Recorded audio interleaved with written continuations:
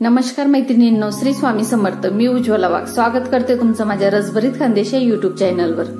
तर आज आपण बटाट्याची भाजी बघणार आहोत. मी 4 बटाटे मोठे उकडून घेतले 3 शिट्ट्या देऊन व त्यांचे साल काढून छोट्या तुकड्यांमध्ये कट करून घेतले.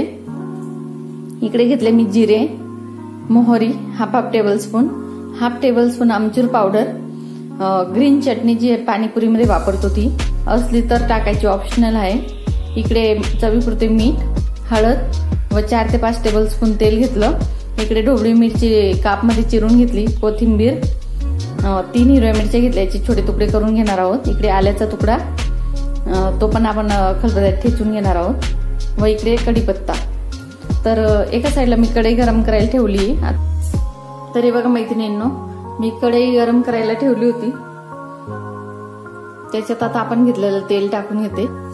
त्याच्यातून थोडी मोहरी टाकून घेते. सर्वात आधी ढोबळी मिरची टाकून घेते. थोडा 2 मिनिटं वेळ लागते.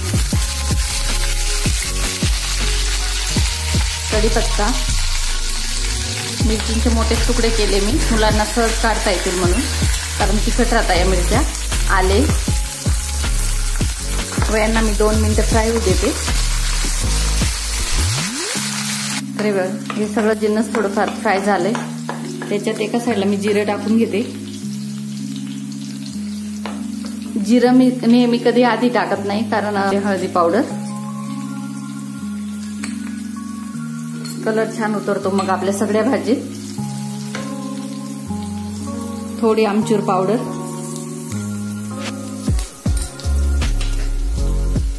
व बटाटे.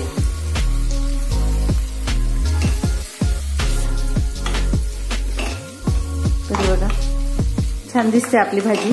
मीठासाठी व चवीपुरते मीठ,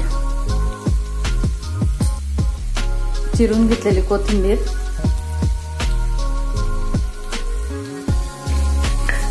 व मिक्स करून घेते जरा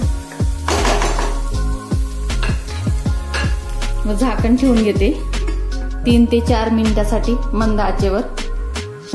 कारण कधी कधी बटाटे आपल्या मध्ये थोडेफार कच्चे राहून जातात, तर छान होता याच्याने. पाणी वगैरे घालायचं नाही.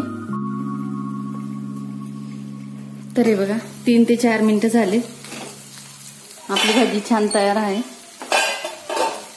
मैत्रिणींनो 3-4 मिनिटं झाकून ठेवली होती आपली भाजी, तर छान रेडी आहे.